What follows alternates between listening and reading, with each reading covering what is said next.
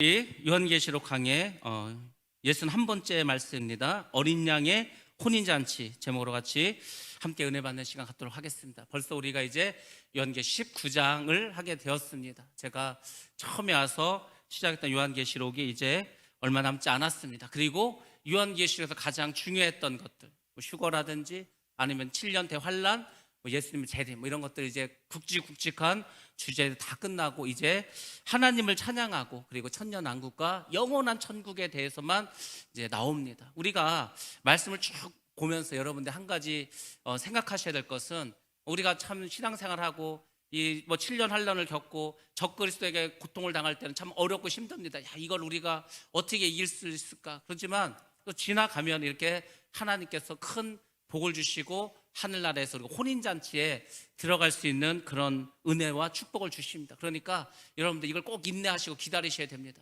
예수를 믿는 우리는 십자가를 먼저 지는 겁니다. 먼저 그 십자가에 죽어야 됩니다. 죽어야 부활이 있고, 죽어서 부활해야 우리가 천국에서 영원한 삶이 있습니다. 이게 순서가 바뀌면 안 되는 거예요. 내가 막 살려고 하면 안 됩니다. 나는 죽어야 되는 거예요. 죽어야 부활하고, 죽어야 우리에게 새 생명을 우리가 얻을 수가 있습니다. 19장은 크게 세 가지 주제로 나와 있습니다. 찬양이 있습니다. 또 예수님의 재림이 있습니다. 그리고 예수님의 심판이 있습니다. 이 세 가지 주제를 가지고 19장이 진행되는 것을 우리가 볼 수 있습니다. 우리가 이제 신앙생활을 하게 되는데, 신앙생활에서 아주 중요한 세 가지 요소가 있습니다. 물론 여러분들이 다 잘 아는 겁니다. 그러니까 우리가 항상 말하지 않습니까? 비료의 3요소가 있고, 나라가 되려면 나라의 3요소가 있고, 그 요소들이 있지 않습니까? 예수를 믿는 우리도, 신앙생활하는 우리도 이 세 가지를 잘 지켜야 합니다. 반드시 필수적으로 지켜야 할 것이 3요소 아닙니까? 그럼 예수를 믿는 우리가 무엇을 지켜야 되는가? 첫 번째는 기도입니다. 기도. 예수를 믿는 사람들은 기도를 하셔야 돼요. 기도. 근데 기도를 어떻게 하냐? 무시로 기도하라고 합니다. 무시로. 나훈아의 노래 무시로가 아니고 무시로 기도해야 되는 거예요. 항상 기도해야 됩니다. 속으로라도 기도해야 되는 거예요. 기도의 종류를 제가 언제 말씀드리겠지만은 엄청나게 많은 기도의 그 종류들이 있습니다. 그 중에서 가장 대표적인 중요한 게 있다면 우리는 무시로 기도해야 되는 거예요. 기도는 주님과 대화하는 거 아닙니까? 여러분들이 교회 나와서 기도 시간에 무릎을 꿇고 이렇게 기도하는 것도 중요하지만은 일상생활에서도 늘 그분과 대화를 해야 되는 거예요. 시험을 앞두고 시험 보기 전에 기도해야 됩니다. 저는 달리기 할 때 달리기 하기 전에도 기도를 합니다. 누구를 만날 때에도 미리 하나님께 기도합니다. 여러분들 자꾸 일상생활에서 기도하셔야 되는 거예요. 그래서 주님의 뜻을 구하셔야 됩니다. 중요한 사업을 앞두고, 중요한 미팅을 앞두고, 정말 중요한 행사를 앞두고 다 기도해야 되는 거예요. 근데 중요하고 큰 것뿐만 아니라 작은 것도 하라는 거예요. 주님께서 자꾸 물어보고 주님이 기뻐하시는 게 뭔가를 자꾸 기도하면은 여러분의 삶 속에서 실수를 줄일 수가 있습니다. 실수. 여러분들이 여러분 삶 가운데서 실수만 줄여도 여러분 성공할 수 있습니다. 우리가 여러 가지 스포츠 경기가 있지 않습니까? 근데 이제 큰 경기가 있어요. 코리안 시리즈라든지 아니면 무슨 대통령배라든지 큰 대회는 누가 이기는지 아십니까? 실수를 안 한 팀이 이기는 거예요. 큰 대회일수록 긴장. 떨립니다. 그러니까 평소에 실력이 안 나오는 거예요. 큰 시험을 앞두고, 수능이나 고시 공부를 앞두고 떨어가지고 실력이 안 나온 사람들 많이 있습니다. 그러니까 여러분들 신앙생활 하면서 실수를 하지 않도록 기도하셔야 되는 거예요. 기도하면 여러분의 삶에서 실수를 줄입니다. 실수만 줄여도 여러분의 삶이 그렇게 힘들지 않게 이렇게 갑니다. 그러니까 실수를 줄이려면 무시로 기도해야 되는 거예요. 그리고 말씀을 봐야 됩니다. 말씀을 날마다 묵상하셔야 돼요. 무슨 국어책 읽듯이 줄거리를 알기 위해서 말씀을 보는 게 아니고, 하루하루 말씀을 보면서 그 말씀을 여러분 삶 속에 적용하셔야 되는 거예요. 그 말씀이 여러분 삶 속에서 나타날 수 있도록 그 말씀을 실천하고 행해야 됩니다. 말씀을 행하지 않으면 아무 의미가 없습니다. 여러분들이 말씀을 늘 묵상하셔야 돼요. 그리고 찬송하셔야 되는 거예요. 찬송은 어떻게 하냐? 항상 찬송해야 됩니다. 항상 우리 입에서 하나님을 찬양한 찬송이 흘러나와야 되는 거예요. 예전에 그런 분이 있었어요. 늘 입속에서 찬송이 끊이지는 않는 거예요. 무슨 어떤 복음 천사도 아니고 그냥 찬송가만 계속해서 이렇게 입에서 흥얼흥얼 거리는 분들이 있습니다. 그분의 삶을 한번 보세요. 그런 분들은 아무리 어려워도, 못 살아도, 병들어도, 가난해도 늘 기뻐하고 감사하며 삽니다. 왜? 하나님을 찬양하는 사람에게는 하나님께서 그러한 복을 주시기 때문입니다. 그래서 여러분들이 꼭 기억하시기 바랍니다. 우리가 신앙생활 하면서, 예수를 믿는다고 하면서 정말 하나님이 기뻐하시는 삶을 살아가야 되겠다. 그것을 잊지 마시고 찬양하는 삶, 말씀을 묵상하는 삶, 기도하는 삶, 이게 신앙의 3요소니까 이 3요소를 잘 지키고 나가면 여러분들 반드시 하늘나라에서 영원히 살아가게 될 줄로 믿습니다. 이제 찬양을 하는데 세 가지의 찬양이 나옵니다. 첫 번째는 천사들의 찬송이 나옵니다. 저 하늘에서 천사들이 하나님을 찬양하는 것이 19장 1절부터 나옵니다. 자, 1절을 보겠습니다. 이 일 후에 내가 들으니, 이 일 후에 어떤 일이 있었습니까? 바로 음녀가 패망했습니다. 바벨론이 무너졌습니다. 그런 일들이 있은 이후에 내가 들으니, 이 요한 사도가 들으니까 하늘에 허다한 무리들, 무수한 천사들이 큰 음성 같은 것이 있어. 큰 음성 같은 게 있다고 했는데 사실은 무수히 많은 천사들이 하나님을 찬양하는 소리를 요한이 듣게 되었습니다. 뭐라고 찬양합니까? 할렐루야, 구원과 영광과 능력이 우리 하나님께 있도다. 이런 가사들은 여러분들 잘 기억하셔야 돼요. 왜냐하면 여러분들 궁금하지 않습니까? 도대체 천국에서는 천사들이 하나님을 찬양할 때 뭐라고 찬양할까? 궁금하지 않습니까? 그게 여기 나오잖아요. 가사가. 이게 지금 하늘나라에서 천사들이 하나님을 찬양할 때 부르는 노래의 가사가 이겁니다. 할렐루야 하는 거, 할렐루야. 할렐루야는 천국에서도 쓰는 용어입니다. 그러니까 여러분들 할렐루야를 많이 하셔야 되는 거예요. 할렐루야, 구원과 영광과 능력이 다 이게 무엇입니까? 구원의 문제는 하나님께 있음을 고백하는 거예요. 여러분들 우리가 구원받지 않습니까? 어떻게 구원받습니까? 하나님께서 우리를 구원해 주시는 거 아닙니까? 그 구원이 우리 하나님께 있도다. 하나님께 구원이 있어요. 그러니까 우리를 구원해 주신 그 하나님을 여러분들 찬양해야 되지 않겠습니까? 우리가 코로나 때문에 많은 게 이제 중지되었습니다. 그 중에서 이제 대표적인 게 음악회 같은 거 이런 게 중지됐어요. 그래서 사실 음악회가 많이 사라져 버렸습니다. 근데 그 음악회 중에서도 정말 우리가 그 참석하면 막 장엄하고 아주 막 그냥 마음이 뭉클해지는 그런 것이 있습니다. 그게 뭐냐면 핸델의 메시아라는 아주 유명한 그런 곡이 있습니다. 그 메시아라는 그 큰 대작 중에 할렐루야라고 하는 코러스가 있어요. 그 할렐루야가 딱 반주되면은 모든 사람이 다 일어납니다. 왜냐면은 영국의 왕이 그 할렐루야를 처음에 이제 초연할 때 자기도 모르게 막 일어났어요. 그래서 그때부터 할렐루야를 찬양하면 모든 사람 다 일어납니다. 그리고 그 할렐루야를 하나님께 찬양하는 거예요. 이 땅에서 우리가 할렐루야를 찬양해도 마음이 얼마나 막 두근두근거리고 막 황홀한지 아십니까? 근데 천국에 가서 우리가 막 그렇게 할렐루야로 하나님을 찬양한다고 한번 생각해 보시기 바랍니다. 생각이라도 좀 하시기 바랍니다. 생각이라도. 여러분들, 내가 천국에 가서 얼마나 막 그때 대단할까? 얼마나 그때 엄청날까? 막 무수히 많은 흰옷 입은 천사들과 이 땅에서 살아갔던 모든 예수를 믿고 구원받은 사람들이 다 모이는 거야. 막 허다한 무리가, 막 셀 수 없는 무리가, 그 무시무시하게 많은 사람들이 하나님을 다 같이 막 떼창으로 찬양한다는 생각해 보겠어요. 얼마나 감격하겠는가? 제가 93년도인가 2년도에 그 부활절 헌신 예배를 했습니다. 연합 집회를 했어요. 새벽 예배 때 연합으로 하지 않습니까? 충무체육관에 했어요. 그때 우리 교회가 그 특송을 맡았는데 그때 특송한 게 바로 할렐루야입니다. 할렐루야는요, 남자 파트도 얼마나 높이 올라가는지 장난 아니에요. 근데 그걸 새벽 예배 때 했으니 어떻겠습니까? 그게 이제 방송으로 이렇게 막 흘러나오는데 막 여기저기서 삑사리가 나고 여기저기서 막 음도 하나도 안 맞아요. 근데 신기한 게 뭔지 아십니까? 제가 그걸 지금도 잊지 못하는 거. 한 30년 전 얘기지 않습니까? 근데 그 충무체육관에서 새벽 예배를 드리는데 꽉 찼어. 뭐 그 스탠드에도 꽉 차고 아래에도 사람 다 찼습니다. 대전 시내 어지간한 그 성도들은 다 왔어. 연합 예배를 드리는 거예요. 그때 우리 교회 다 일어나서 한 100명이 넘는 성가대원들이 막 찬양 할렐루야를 하는 거예요. 목소리는 나오지 않지만 그 감격을 잊지 못하는 거예요. 아니, 이 땅에서 불렀던 그 찬양도 그렇게 막 잊지 못하는데 천국에 가서 부른다면 어떻겠습니까? 여러분들이 천국의 소망을 가지라는 건 뭐냐면, 내가 지금 천국에 있으면 어떨까? 내가 지금 천국에 있다면 무엇을 후회할까? 아니면 내가 천국에 있으면 내가 지금 어떻게 살아갈까? 자꾸 천국에 있는 걸 생각해 보시라니까요. 그러면 되는 거예요. 우리가 수험생들한테 그런 얘기를 합니다. 이 고3들이 이제 100일도 남지 않았어요. 이제 이번 주를 기점으로 해서 이제 100일이 남지 않았습니다. 얼마나 막 불안하겠습니까? 이제 수능이 100일도 남지 않았습니다. 얼마나 막 두근거리고 막 그러겠어요. 막 힘들고. 그때 이렇게 힘들어하는 수험생들에게 마음을 좀 누그러뜨리기 위해서 하는 얘기가 뭔지 아십니까? 야, 네가 지금 그냥 대학교에 다닌다고 생각을 해. 네가 지금 네가 원하는 대학교에 그 캠퍼스를 막 다니고 있어. 네가 지금 대학생활을 하고 있다고 생각을 해봐. 그럼 상상을 하는 거야. 야, 내가 지금 내가 원하는 대학에 가서 내가 지금 대학교 생활하고 있다. 그 생각을 하면요, 지금 이게 힘든 게 어려운 게 힘들지 않습니다. 그러니까 여러분들이 어려울 때마다 힘들 때마다 이 하늘나라에서 찬양하는 이 광경을 기억하시기 바랍니다. 그리고 그 자리에 꼭 내가 있어야 되겠다, 그런 소망을 가지시기 바랍니다. 아니 하늘나라 가서 다 모여서 찬양할 때 그 자리에 있어 천국 가는 거예요. 그 자리 없으면 다 슬피 울며 이를 갈며 지옥불에 떨어지는 겁니다. 여러분들 정말 기억하시기 바랍니다. 나는 저 천국에서 하나님을 찬양하는 그 찬양대에 나도 있으리라, 이런 소망을 가지시고 오늘도 내일도 그렇게 기쁨으로 찬양하면서 살아가시기 바랍니다. 그 사람 천국 가는 겁니다. 자, 2절 말씀 봅니다. 그의 심판을 참되고 의로운지라.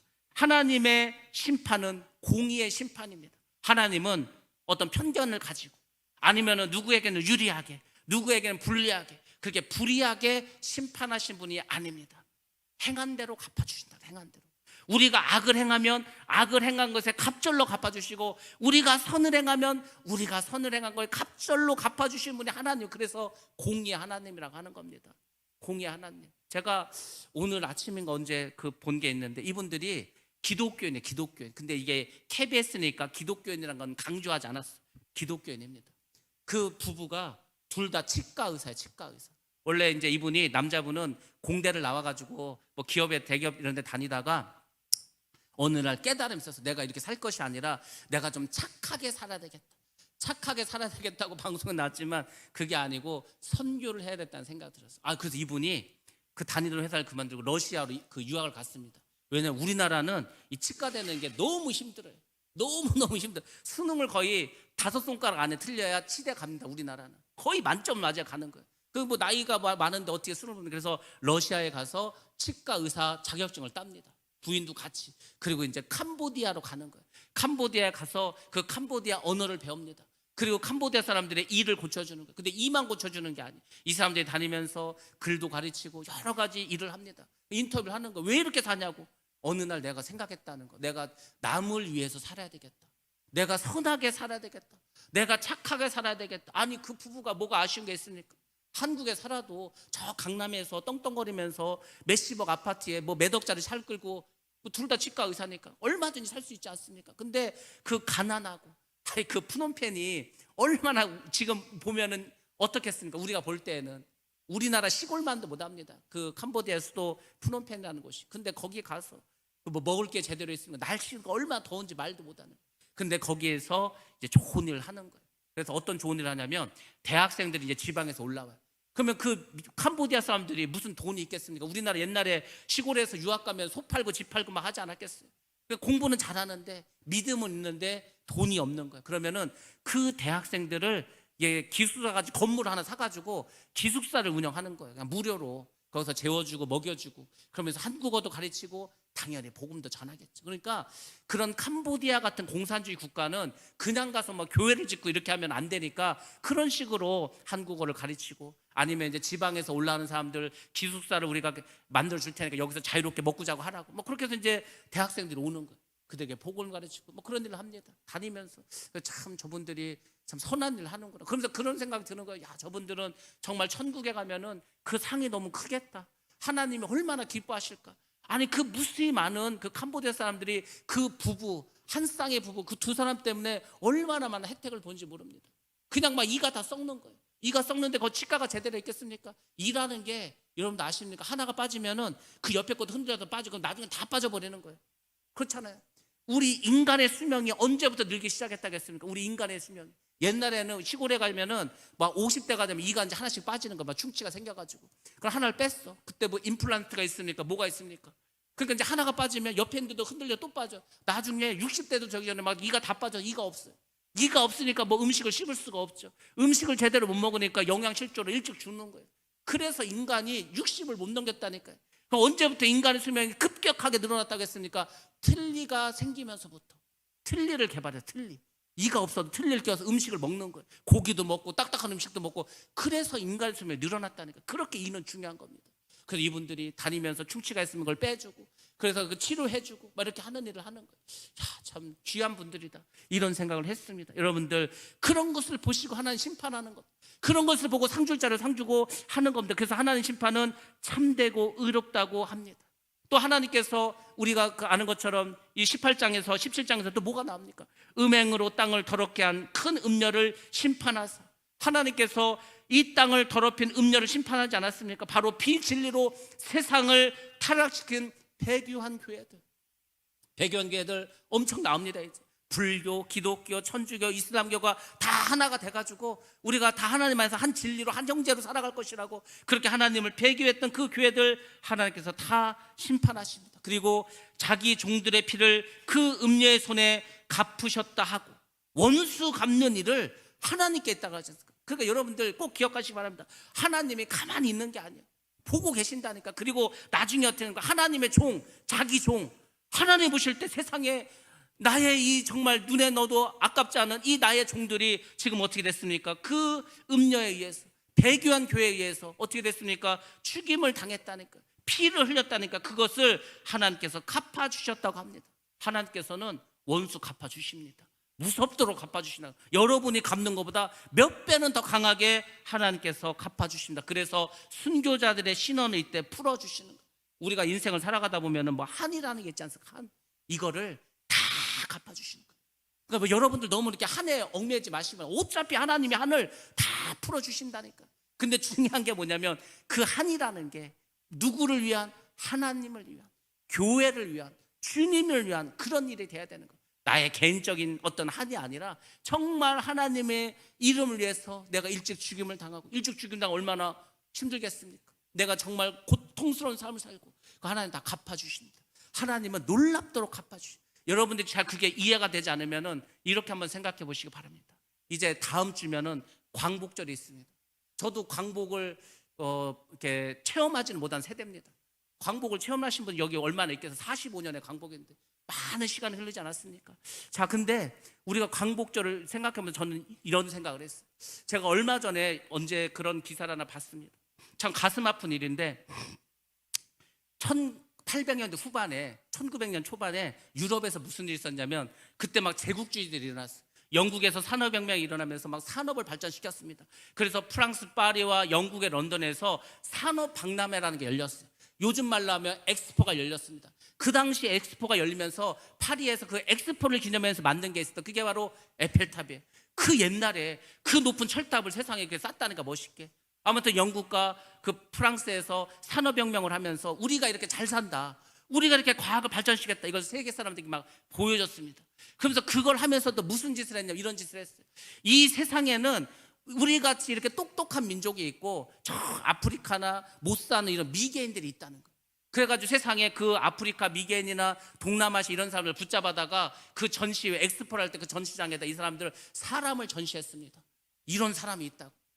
뭐 미개한, 사람 같지도 않은 이런 사람도 있다고. 왜 그걸 전시했겠습니까? 이렇게 미개한 인간들이 있는데 우리는 너무 똑똑하고 우리는 우등한 그런 민족이라고 뭐 이런 걸 했어요. 그것을 일본이 그래 본받아가지고 어떤 일을 벌어지냐면 1907년에 도쿄에서 건업 박람회라는 게 있었습니다. 산업을 권장하는 거예요. 건업 박람회, 쉽게 말해서 엑스포를 했다는 거죠. 그 엑스포를 할 때 무슨 일을 벌였는지 아십니까? 조선에서 남자 한 명과 여자 한 명을 속인 거예요. 우리랑 같이 일본에 가서 일을 하면은 돈을 많이 줄 테니까 가자고. 또 데려갔습니다. 그리고 이제 어떻게 해서 그 사람들을 전시했어. 동물원에 원숭이나 동물원에 무슨 다른 동물을 전시하듯이 우리를 하나 만들고 사람을 그 안에 넣었다니까. 사람들 우르르 몰려가지고 막 그 구경을 하는 거야. 야, 어떻게 저렇게 미개한 사람들이 있냐, 저렇게 머리가 저런 뭐 갓을 쓰고 막 저 뭐 사람이냐 막 하면서 그것을 보고 막 웃고 떠들고 했습니다. 그때 아사히 신문에서 그것을 이렇게 기사화했습니다. 박람회장에 조선 동물 2마리가 있는데 아주 우습다. 이게 기사의 제목이에요. 여러분들 이걸 보면서 뭐 어떻겠습니까? 1907년이면 물론 우리가 1905년에 을사조약을 맺고 외교권을 바탕 달겠지만은 1910년에 나라를 완전히 빼앗겼기 때문에 완전히 나라를 뺏기지도 않은 상태입니다. 근데 세상에 조선의 동물 2마리가 있는데 너무 우습다는 거. 그것을 동경에 유학 간 우리 한국 조선의 청년들이 본 거예요. 얼마나 막 그 울분이 터지겠어요. 아니, 우리 민족, 우리나라 사람을, 한국 사람을 세상에 동물원 우리에다 집어넣고 구경하는 거야. 막 이런 사람들이 있다고. 얼마나 막 우리가 억울하고 마음이 아픕니까? 막 제가 그걸 보고 막 진짜 막 피가 끓는 것 같았어요. 근데 하나님께서 우리 민족을 어떻게 해주신지 아십니까? 세상에 요즘 한국이 너무 떴어요.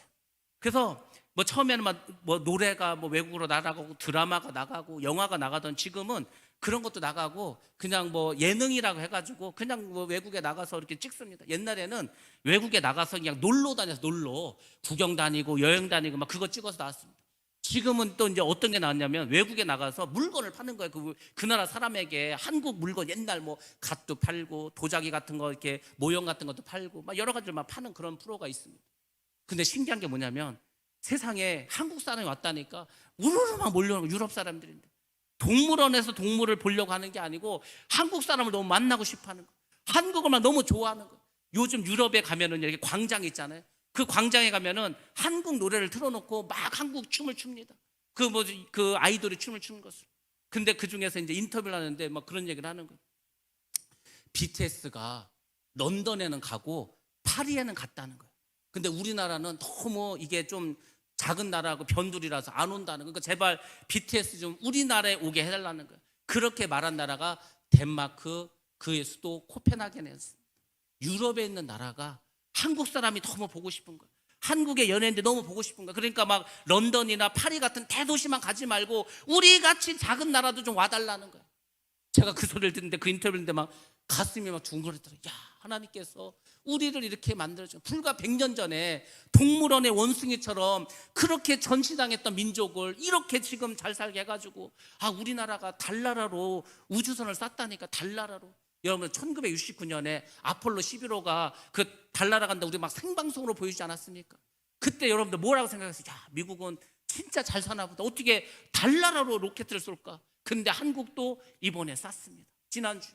그러니까 하나님께서 우리를 막 이렇게 띄워주는 거야. 여러 가지로. 제가 그랬잖아요. 하나님께서 그렇게 하는 데는 이유가 있다고. 왜 그 사도 바울을 예수님을 2000년 전에 보내서 그때 오게 하셨을까? 로마가 통일했습니다. 로마가 길을 다 닦아놨습니다. 그리고 헬라어라는 공용어가 있었습니다. 그래서 사도 바울을 통해서 복음을 마음껏 전하게 하기 위해서 그때 2000년 예수님이 오신 거 아닙니까? 지금 주님이 오시기 전에 마지막 우리가 복음을 전할 그 마지막 기회, 그 한국을 쓰시는 이유가 정말 여러분들 보시기 바랍니다. 전 세계에 개신교 국가가 없어요. 예수를 믿는 나라가 없습니다. 거의 없어. 유럽은 완전히 망했고 미국도 뭐 기독교 국가라고 말할 것도 없는 나라가 되었고 뭐 뉴질랜드라든지 호주라든지 캐나다 다 마찬가지입니다. 그냥 기독교 국가라고 하는데 믿음이 없어. 별거 없습니다. 동남아 믿는 사람도 있지만 숫자 많지 않습니다. 그래도 제가 볼 때는 한국이 가장 그래도 퍼센테이지로 보나 믿는 어떤 그래도 열심을 보나 그래도 역시 한국밖에 없는 거예요. 하나님께서 한국을 쓰실 수밖에 없는 거예요. 그래서 어지간하면 다 뭐 7등, 5등, 1등, 2등 막 하지 않습니까? 지금 가장 큰 산업이 뭐야? 반도체 산업. 반도체는 삼성하고 LG가 1위, 2위 합니다. 그리고 뭐 자동차 있으면 전기자동차, 테슬라가 전기자동차에서 막 잘 나간 줄 알았는데 아닙니다. 지금 LG와 SK에서 뭐 전기자동차의 생명 뭡니까? 배터리 있지 않습니까? 뭐 그런 뭐 배터리를 만들어가지고 지금 한국이 우리가 생각하는 것 이상으로 엄청나게 발전했어요. 거기다 영화, 미국의 세상의 아카데미에서 최우수상을 받지 않습니까? BTS, 방탄소년단. 제가 방탄소년단을 아주 이름이 없었을 때 아주 신인일 때 봤어요. 그때 광복절쯤에 그 여름방학이었는데 독립기념관에서 무슨 행사를 했어요. 무슨 청소년 무슨. 그래서 거기 갔는데 이제 막 행사를 하니까 막 이제 가수들이 왔어요. 그때 이제 방탄소년단을 왔는데 걔들이 그때 가수가 데뷔한 지 얼마 안 돼서 이름도 없고 그냥 뭐 하여튼 뭐 인기도 없는 그런. 근데 그 방탄소년단 BTS가 전 세계 동남아뿐만이 아니에요. 저 유럽에도 러시아에도 미국에 말도 못합니다. 말도 못해. 싸이가 그 뭐였죠? 강남스타일 했을 때 미국의 막 대통령까지 다 춤췄습니다.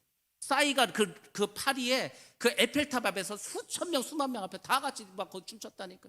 옥스포드에 가서 연설을 다 했습니다. 싸이가 예수를 뭘 믿지 않죠. 뭐 이단을 믿는 이단의 그 사위지만은 하나님께서 한국이라는 걸 계속 심어주는 거. 그럼 여러분들이 그들에게 복음을 전할 때 그 사람들이 한국에 대한 호감이 있기 때문에 복음을 그래도 잘 받아들이는 거예요. 저는 그 생각합니다. 하나님께서 이렇게 한국이라는 것을 세상에 이렇게 띄워주는 데는 다른 게 없다. 우리가 복음을 전하고 마지막 때 정말 하나님의 사명을 감당하라고 하시는구나. 뭐 이거밖에 더 있겠습니까? 그래서 여러분들이 생각하시는 우리가 정말 믿음으로 바로 서고 내가 정말 예수를 믿고 내가 정말 천국이 있다는 걸 믿고 내가 정말 천국에 갈 거라는 걸 확신한다면 여러분들 뭐에다 투자하겠습니까? 여러분의 인생을, 남은 인생을 뭐 돈을 버는데 투자하실 겁니까?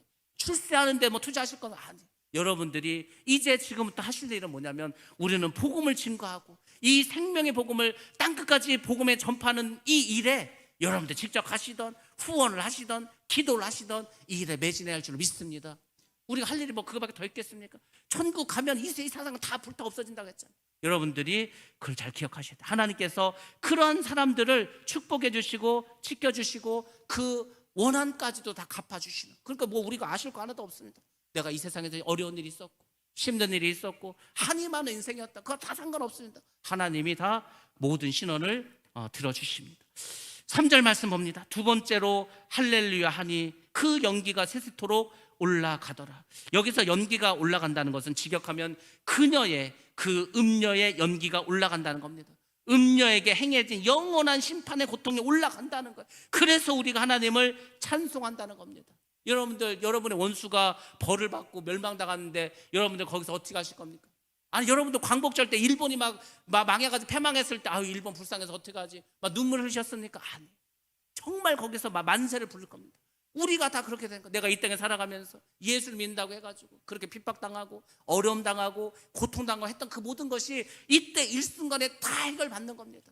하나님께서 순교자들이 제일 지금 어쨌거나 원한이 있을 거 아닙니까? 그 순교자들의 피를 다 들어주시고 예수 때문에 고통당하고 예수 때문에 바보처럼 살아가고 예수 때문에 자기를 희생했던 그 모든 사람들에게 하나님께서 다 갚아주시는 것, 그래서 우리가 찬송을 하는 것입니다. 4절부터는 24장로와 피조물의 찬송이 나옵니다. 자, 4절 말씀 이렇게 나옵니다. 또 24장로와 내 생물이 엎드려 보호자에 앉으신 하나님께 경배하여 이르되 나옵니다. 24장로는 구원받은 성도들을 대표합니다.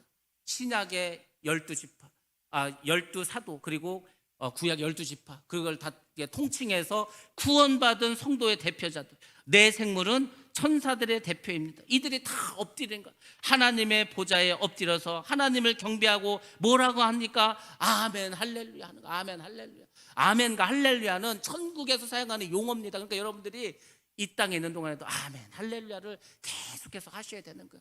그렇게 해야 우리가 천국에 가서도 아멘 할렐루야 하는 게 어색하지 않습니다. 시편 150편을 보면은 우리가 시편의 마지막 편인데 다윗의 찬송에 대해서 나와 있습니다. 다윗이 이제 인생의 이제 마지막을 살아가고 있습니다. 다윗이 얼마나 많은 시편을 썼습니까? 자기가 힘들 때에도 하나님 나를 뭐 좀 구해 달라고, 나의 원수의 손 나를 좀 지켜 달라고, 얼마나 그렇게 많은 시편을 썼습니까?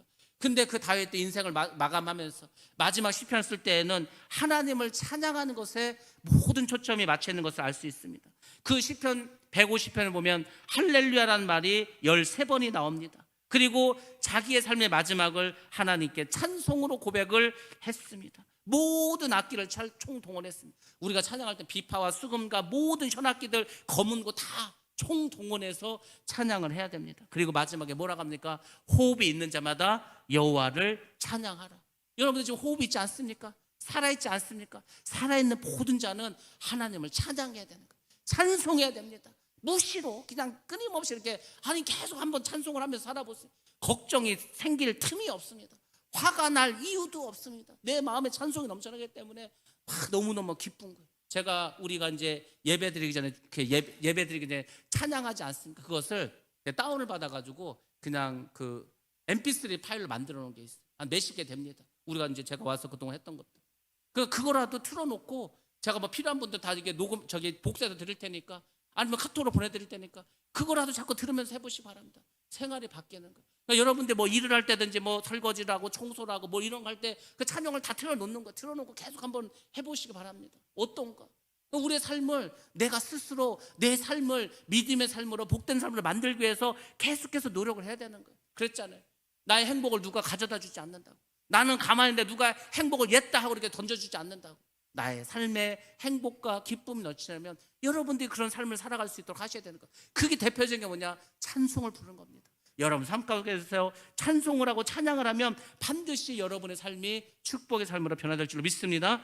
5절 말씀 봅니다. 보좌에서 음성이 나서 이르되 하나님의 종들 곧 그를 경외하는 너희들아, 작은 자나 큰 자나 다 우리 하나님께 찬송하라 하더라 이렇게 말해주고 있습니다. 찬송의 대상이 누굽니까? 바로 이 땅에 오신 주님. 예수님께서 이 땅에 오실 때 하나님으로 오시는 겁니다. 하나님으로. 예수님이 하나님으로 오시니까 하나님을 찬양합니다. 큰 자나 작은 자, 충성스러운 성도들을 전체를 의미합니다. 물론 우리가 큰 자도 있습니다. 작은 자도 있습니다. 큰 자, 작은 자는 이 땅에서만 중요하죠. 주님이 오실 때에는 큰 자고 작은 자고 모두가 다 주님을 찬양하는 겁니다. 찬양하고 이렇게 하는 거예요. 그리고 이제 마지막에 피조물들의 찬양이 나옵니다. 6절에 보면은 이렇게 나와 있습니다. 또 내가 들으니 허다한 무리의 음성과도 같고 많은 물 소리와도 같고 큰 우레소리와도 같은 소리에 이르되 할렐루야 주 우리 하나님 곧 전능하시니가 통치하시도다. 이 땅에는 모든 피조물들이 하나님을 찬양합니다. 여러분들 이 새들이 하나님을 찬양합니다. 나무들이 꽃들이 하나님을 찬양합니다. 이 세상에 있는 모든 피조물들이 다 하나님을 찬양합니다. 우리가 지금 이게 영애기가 안 들려서 그렇지 찬양하고 있습니다. 우리 안 들려서 그런 것뿐이에요. 이 세상의 모든 것이 하나님 만들지 않았습니까? 우리 인간만 창조하는 게 아니고 이 세상에는 모든 것을 다 하나님 창조하셨어요.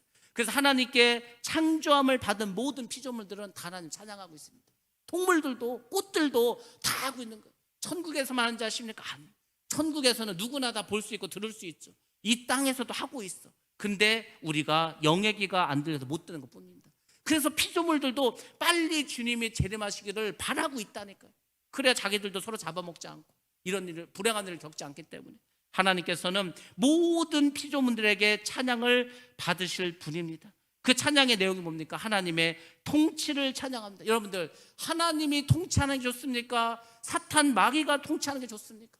여러분들 자유민주주의 대한민국에서 사는 게 좋습니까? 저 북한의 공산주의 김정은 밑에서 사는 게 좋습니까? 뭐 말할 필요도 없지 않습니까? 그러니까 모든 피조물들이 하나님을 찬양하면서 하나님께서 우리를 통치해 줘서 감사합니다. 그걸 찬양하는 거예요. 여러분들 하나님 우리를 통치해야 됩니다. 마귀가 통치하면 안 되는 겁니다. 그래서 이 모든 피조물들이 하나님을 찬양하게 됩니다. 그리고 이제 7절부터는 이야기가 어린 양의 혼인잔치로 변하게 됩니다. 예수님께서 이 땅에 오셔서 재림하시는 것을 뭐로 비유하셨습니까? 바로 혼인식으로 그렇게 비유를 하셨습니다. 전 우주적인 축복이 있겠다는 것. 우리 인생에서, 여러분의 인생에서 가장 복되고 축복된 날이 언제입니까? 태어날 때입니까? 아니면 뭐 어디 학교에 입학했을 때입니까? 언제입니까? 결혼식 아닙니까? 결혼식. 나의 인생을 새롭게 하고 나의 자녀를 낳을 수 있는 그런 어떤 공식적인 날이 결혼식 아닙니까? 그래서 주님께서 다시 재림하시는 사건을 결혼식에 비유하셨습니다. 7절 말씀에 이렇게 나옵니다. 우리가 즐거워하고 크게 기뻐하며, 즐거워하고 기뻐하겠죠. 왜? 최고 기쁜 날이기 때문에 그에게 영광을 돌리세요. 영광을 돌려야 될 거 아닙니까? 주님께. 그리고 뭡니까? 어린 양의 혼인 기약이 이르렀고 그의 아내가 자신을 준비하였다. 이렇게 나와 있습니다. 예수님께서 혼인 기약 날짜가 있지 않습니까? 그 날짜는 모르지만은 혼인하겠다는 약속을 우리에게 하고 가셨습니다. 왜? 다시 오신다고 했으니까. 주님이 다시 오신 날이 믿는 자에게는 결혼식 날이라니까. 우리 모두에게는 그날이 바로 예비된 아내로서 주님을 만나는 날입니다. 교회가 예수 그리스도를 맞이할 준비가 다 끝나는 겁니다. 이 대단한 날이지 않습니까? 여러분들 이 땅에서의 결혼식도 얼마나 즐겁고 행복하고 기쁩니까? 근데 주님께서 오셔서 우리가 다 주님의 신부가 되어서 그분과 함께 영원히 살아간다. 이거 뭐 생각이나 하실 수 있습니까? 그거 한번 생각해 보세요. 그날이 얼마나 기쁜 날일까? 그날이 얼마나 행복한 날일까? 여러분들 그거를 자꾸 생각하면서 살아가셔야 됩니다. 우리 말씀을 한번 보겠습니다. 요한복음 3장 29절 말씀입니다. 네 번째 말씀입니다. 요한복음 3장 29절 시작. 신부를 취하는 자는 신랑이나 서서 신랑의 음성을 듣는 친구가 크게 기뻐하나니 아멘. 나는 이러한 기쁨으로 충만하였노라. 아멘. 결혼식은 신부를 취해. 내가 사랑하는 여인이 있습니다. 내가 정말 일생을 같이 할 여인이 있어. 그 사람과 결혼을 합니다. 그럼 얼마나 행복하고 기쁘겠습니까? 그 결혼식을 축하해주는 그 친구들, 하객들도 얼마나 기뻐하겠습니까? 그러니까 예수님께서 이 땅에 다시 오신 날이 그런 날이라는 거, 그런 날. 근데 여러분들 뭐 그런 거 관심 있습니까? 여러분이 결혼을 하는데 여러분 관심 없습니까? 여러분이 결혼을 하면은 준비해야 될 것이 많이 있습니다. 혼수도 준비해야죠. 집도 준비해야죠. 가전제품도 사야죠. 장롱도 사야죠. 폐물도 사야죠. 어디가 살 거면 집도 보러 다녀야지. 얼마나 할 게 많아요. 아니 근데 지금 천국에 가서 영원히 살 건데, 주님과 함께 결혼을 해야 되는데, 그럼 우리가 지금 할 게 얼마나 많냐고. 여러분 단장해야 될 거 아닙니까? 세마포를 준비해야 되지 않겠습니까? 지금 단장한 신부로서의 그 준비를 다 해야 되는 거 아니에요? 목욕도 하고 새 옷도 좀 만들고 화장도 하고 다 준비하고 있어야 될 거 아니에요? 근데 그 준비를 안 해요. 그러면 도대체 주님과 결혼할 생각이 있는 겁니까 없는 겁니까? 그러니까 예수를 믿으려면은 똑바로 믿어야 되는 거예요. 바로 믿어야 되는 거예요. 내가 왜 예수를 믿지? 내가 예수를 믿는 목적이 뭐지? 다 하나입니다. 예수님의 신부가 돼서 천국 가서 영원히 살려고 하는 거예요. 목적은 딱 하나예요. 목적은 다 천국 가서 살기 위해서. 근데 천국 가는 게 관심이 없어.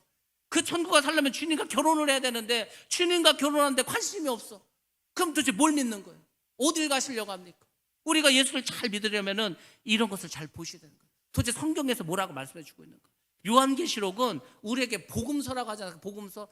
아무리 힘들어도, 아무리 어려도 내가 예수를 똑바로 믿어야 되겠구나. 그래야 내가 예수의 신부가 돼서 천국에 살 수 있구나. 정말 우리에게 복음서 아닙니까? 정말 우리에게 구원의 길을 알려주는 게 계시록 아닙니까? 믿지 않는 사람에게는 이게 완전히 심판의 집.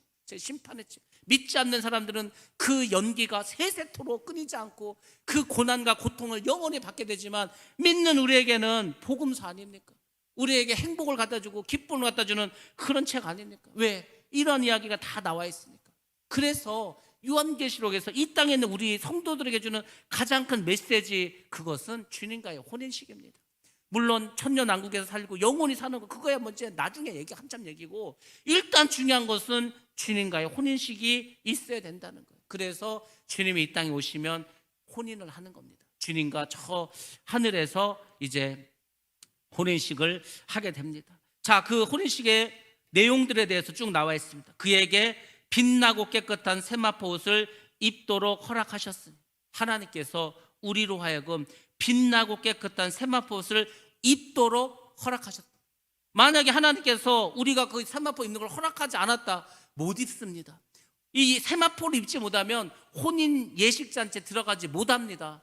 못 들어가는 거예요. 그러니까 하나님께서 우리로 하여금 세마포를 입을 수 있는 그 은혜를 주신 것도 감사하셔야 됩니다. 하나님께서 나에게 그 세마포를 입을 수 있도록 인정해 주셨다는 거, 그것이 바로 우리에게는 가장 큰 축복이라는 것을 꼭 기억하시기 바랍니다. 그래서 뭐라고 했습니까? 이 세마포 옷은 성도들의 옳은 행실로다 하더라, 이렇게 말해주고 있습니다. 세마포가 뭘까? 여러분들 많이 궁금해 하셨을 겁니다. 그 세마포는 뭐냐면 우리 성도들이 이 땅을 살아가면서 옳은 행실을 하는 겁니다. 그래서 제가 착하게 살으라는 거예요. 선하게 살으라는 겁니다. 예수를 믿는데 왜 악하게 삽니까? 예수를 믿는데 왜 거짓말합니까? 예수를 믿는데 왜 그렇게 사람들을 괴롭히면서 삽니까?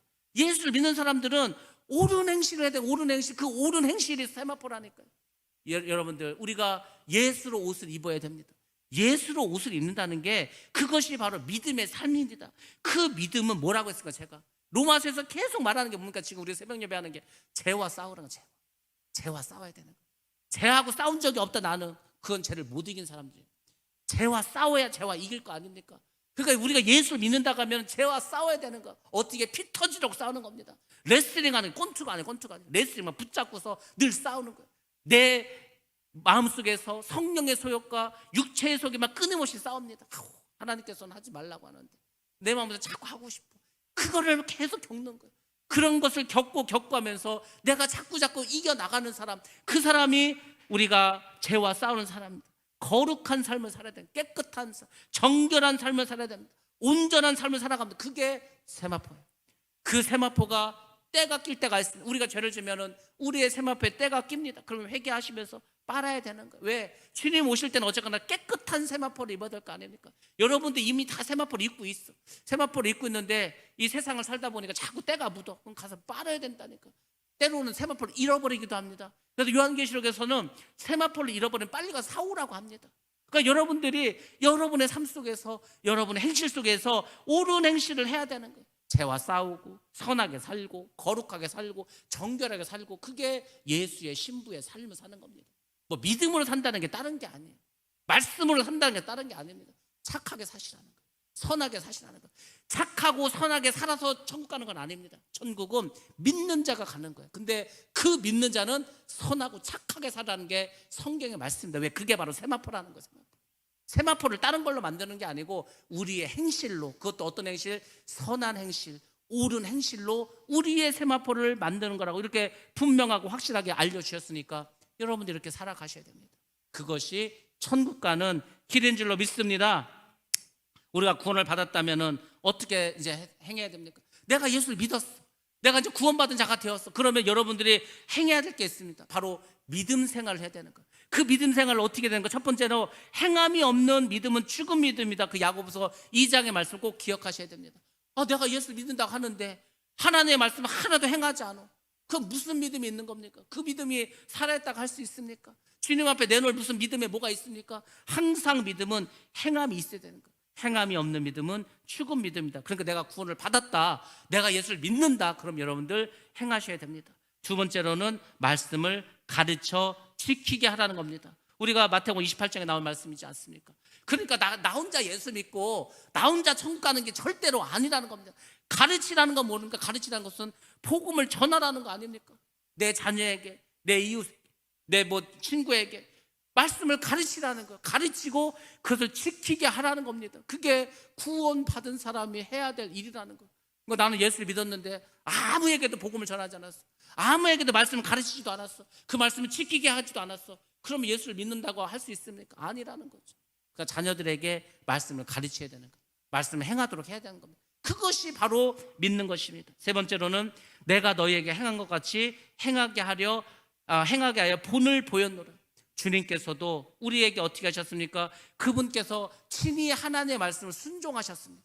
하나님의 말씀을 행하셨습니다. 그것을 왜 하셨습니까? 우리에게 본을 보이기 위해서. 사도 바울도 마찬가지입니다. 사도 바울도 늘 얘기하는 거, 나를 본받은 자가 되라. 나를 왜? 나는 예수님이 하신 말씀대로 산다는 거.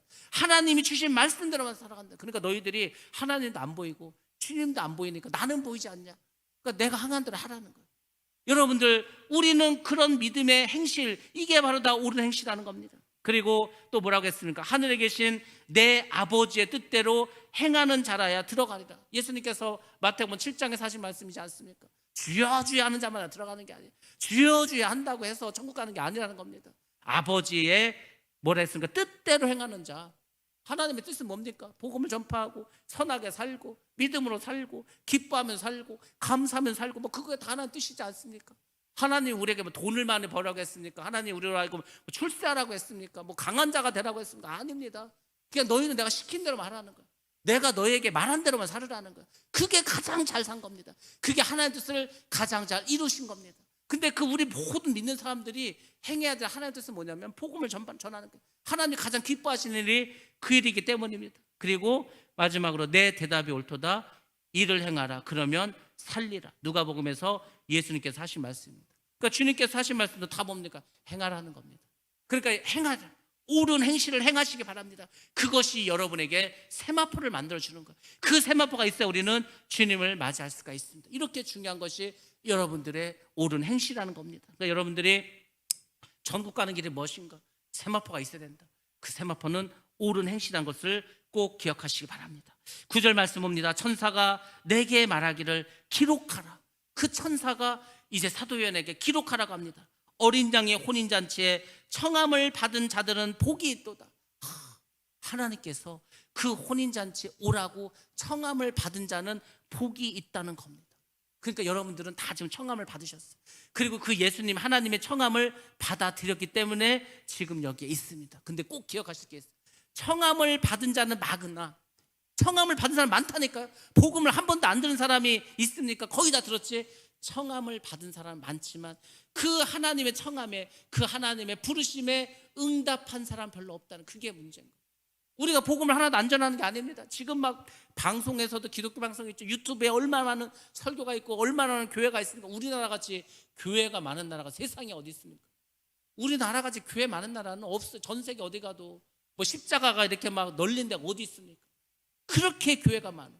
그러니까 복음을 안 들은 사람이 없습니다. 많은 사람들이 대부분 다 들었습니다. 청함을 받았죠. 근데 문제는 뭡니까? 그것을 받아들이지 않았다는 거죠.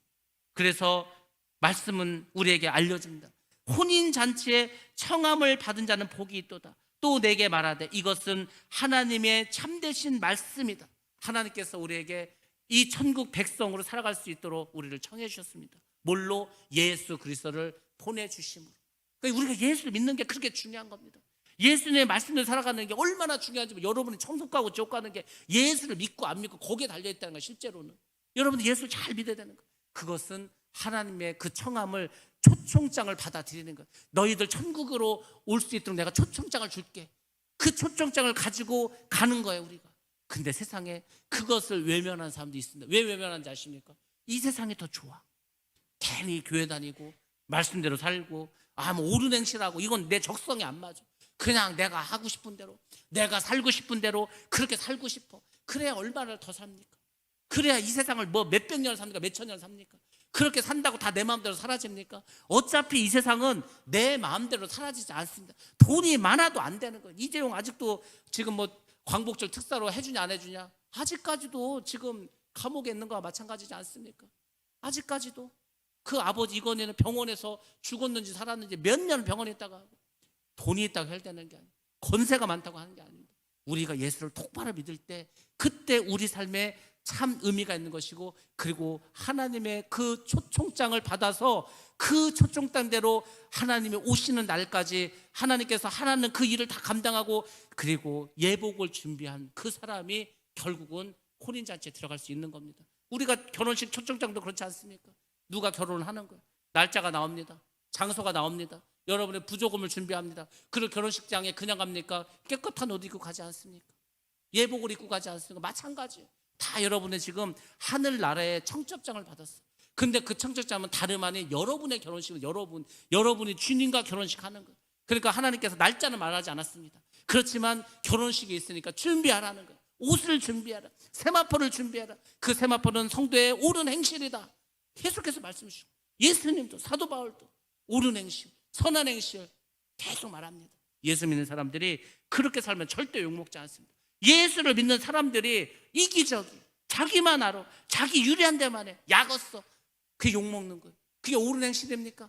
그게 세마포를 준비하는 겁니까? 아니라는 거예요. 예수를 잘못 믿는 겁니다. 우리는 옳은 행실을 통해서 우리의 세마포를 잘 준비할 줄로 믿습니다. 10절 말씀 보겠습니다. 내가 그 발 아래 엎드려 경배하려 하니. 지금 사도 요한이 천국 얘기가 나오니까 흥분해 버렸습니다. 그래서 지금 이 말하는 게 누구면 천사니까 천사를 경배하라고 합니다. 그가 나에게 말하기를 나는 너와 및 예수의 증언을 받은 내 형제들과 같이 된 종이니. 천사도 하나님의 종입니다. 그러니까 우리가 천사를 숭배하는 거는 말도 안 되는 얘기예요. 왜 천사를 숭배합니까? 우리가 찬양하고 경배할 분은 하나님밖에 없는 겁니다. 그렇지 않습니까? 삼가 그러지 말고 오직 하나님께 경배하라. 예수의 증인은 예언의 영이라 하더라. 여러분들, 우리가 하나님을 경배하는 겁니다. 하나님을 찬양하는 겁니다. 그럴 때 여러분 삶이 변화되는 겁니다. 여러분, 왜 예수님께서 성경을 통해서 이 혼인식과 우리의 구원에 대해서 계속해서 말씀해 주시지 않습니까? 사람들이 결혼식은 잘 알아. 특별히 이스라엘 사람들은 그 혼인식, 그 이스라엘 사람들 어떤 전통과 특징이 있습니다. 그것을 예수님도 거기에 빗대서 다 말씀해 주셨어요. 우리가 잘 아는 지혜로운 다섯 처녀와 어리석은 다섯 처녀의 비유도 있습니다. 근데 계시록에서는 이스라엘의 그 결혼의 7단계를 우리의 신앙의 단계로 맞춰서 이야기해 줍니다. 첫 번째로는 뭐가 있습니까? 약혼을 합니다. 정혼식을 하는 거예요. 결혼을 하기로 약속을 합니다. 약혼을 하는 게 결혼의 시작입니다. 그 약혼이 뭔지 아십니까? 우리가 예수를 주인으로 모시기로 약속을 하는 거예요. 여러분들이 예수를 믿기로 작정을 하신 것, 그것이 바로 주님과 약혼을 하게 된 겁니다. 그 다음 단계가 뭔지 아십니까? 빙패라는 것입니다. 빙패가 뭐죠? 바로 폐물을 보내는 것입니다. 결혼하게 되면 폐물을 보내고 하지 않습니까? 그것이 무엇입니까? 바로 십자가의 구속의 은혜입니다. 예수를 믿기로 한 사람은 주님께서 십자가의 피로 그 사람의 죄를 씻어주신다는 겁니다. 그리고 옛날 이스라엘 사람들은 할례를 행했습니다. 그 할례는 성령 충만을 말합니다. 왜? 이 사람은 하나님께 인침을 받은 사람이라는 거예요. 이 사람은 하나님의 백성이 되었다는 겁니다. 그런 사람에게 성령의 충만함이 임하게 됩니다. 그리고 결혼식이 있습니다. 그 결혼식이 바로 예수님의 재림입니다. 예수님이 이 땅에 오시는 것을 우리가 결혼식을 하기 위해서 오시는 겁니다. 자, 결혼식을 했습니다. 첫날 밤을 보내게 됩니다. 그 첫날 밤을 무엇을 말하는지 아십니까? 바로 속죄일을 말하게 됩니다. 속죄일이 바로 첫날 밤입니다. 그리고 혼인 잔치를 하게 됩니다. 뭐 한 일주일 동안 이제 이스라엘 사람들이 주로 혼인 잔치를 하는데, 그 혼인 잔치는 바로 천년 왕국을 의미합니다. 그러니까 예수님께서 이 땅에 오셔서 우리를 구원해 주시고 우리가 결혼식을 하시고 첫날 밤을 보내면 혼인 잔치가 바로 천년 왕국입니다. 그러니까 혼인 잔치가 끝이 아니에요. 그 다음에 이제 마지막 뭐 있습니까? 결혼 생활이 있을 거 아닙니까? 그 결혼 생활이 영원한 천국의 생활입니다. 그러니까 여러분들은 그 영원히 주님과 결혼 생활하면서 천국에 살아가는 거예요. 그것이 우리가 예수를 믿는 것입니다. 우리가 10절 마지막에 이런 말씀이 있습니다. 예수의 증언은 예언의 영이라, 이런 말이 있습니다. 이것을 현대인의 성경은 이렇게 번역해 주고 있습니다. 예수를 증거하는 것은 다 예언의 영을 받아서 하는 것뿐이다, 이렇게 말합니다. 우리가 예수님을 증거합니다. 복음을 전합니다. 무엇을 받아야 우리를 할 수 있습니까? 예언의 영. 우리는 예언이라고 하면은 자꾸 앞으로 미래에 일어난 일을 말하는 것을 예언이라고 합니다. 그렇지 않습니다. 한자에 맡길 예가 있어요. 맡길 예. 그러니까 하나님의 말씀을 맡긴 자들이 있어요. 여러분들 다 지금 하나님의 말씀을 다 여러분께 맡겨주지 않았습니까? 여러분들 하나님의 말씀 다 지금 배우고 익히고 있지 않습니까? 그러니까 그 하나님의 예언의 영, 그것을 받은 사람들이 복음을 전하는 거예요. 여러분 다 복음을 전해야 됩니다. 여러분 다 누구에게나 복음을 전하고 예수를 전하고 다 해야 되는 거예요. 예수를 믿는 모든 사람들이. 왜? 그것이 뭐라고 했습니까? 하나님을 찬양하는 사람들, 하나님을 경배하는 사람들, 천국 가는 사람들이 행해야 할 일이라고 말씀해 주었기 때문입니다. 여러분들 하나님을 찬양하시고 하나님을 경배하시기 바랍니다. 그리고 주님이 다시 오심을 꼭 믿으시기 바랍니다. 여러분이 그분 앞에 설 것을 기억하시기 바랍니다. 그분 앞에 설 때는 여러분들이 세마포를 입고 있어야 됩니다. 그 세마포는 깨끗해야 됩니다. 신부의 그 드레스가 하얗지 않습니까? 그렇게 빛나고 하얀 세마포를 준비하셔야 됩니다. 그래서 주님과 영원토록 살아가는 것입니다. 이것이 우리가 예수 믿는 모든 것의 이야기입니다. 우리가 요한계시록을 통해서 물론 이제 앞으로 영원한 천국과 또 천년왕국의 이야기도 있겠지만 가장 중요한 것은 예수님과 나와의 결혼식입니다. 그날을 고대하시고 준비하시면서 오늘 어려운 일이 있다 하더라도, 지금 힘든 일이 있다 하더라도 그거보다도 내가 주님과 영원히 산다, 그런 소망과 그런 기쁨을 가지고 하루하루를 감사하면서 기쁨을 살아가시기 바랍니다. 그것이 주님의 신부된 자의 올바른 행실인 줄로 믿습니다. 예, 우리 찬양하고 기도하도록 하겠습니다.